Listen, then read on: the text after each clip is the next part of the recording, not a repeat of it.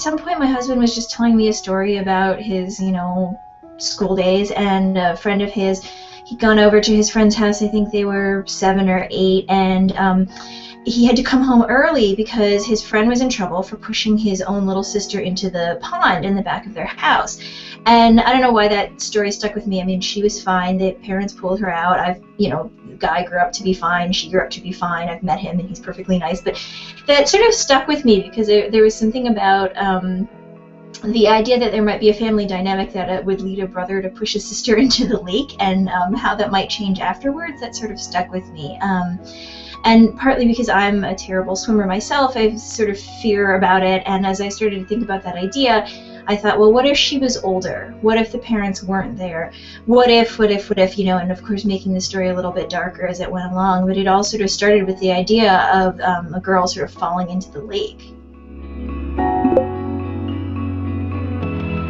I grew up in a really nice suburb of Cleveland, Ohio.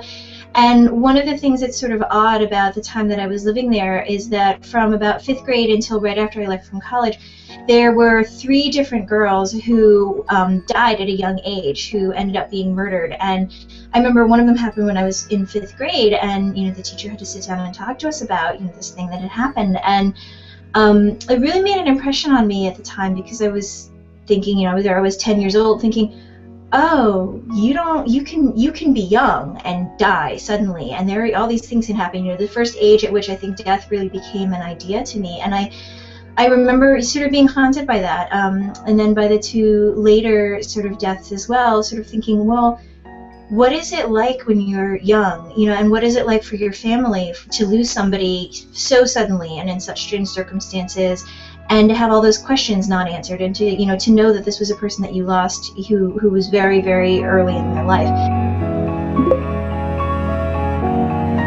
I feel like really we're coming to a head sort of most poignantly in the 1970s, when Marilyn as a mother would see her daughter getting opportunities that she had kind of missed out on. There was a real turning point there. But it's true that I think a lot of these issues are really with us right now. I mean, if you look at the news headlines right now, what are we talking about? We're talking about men and women's roles, and we're talking about race and how those function in our society. So they are things that are still with us.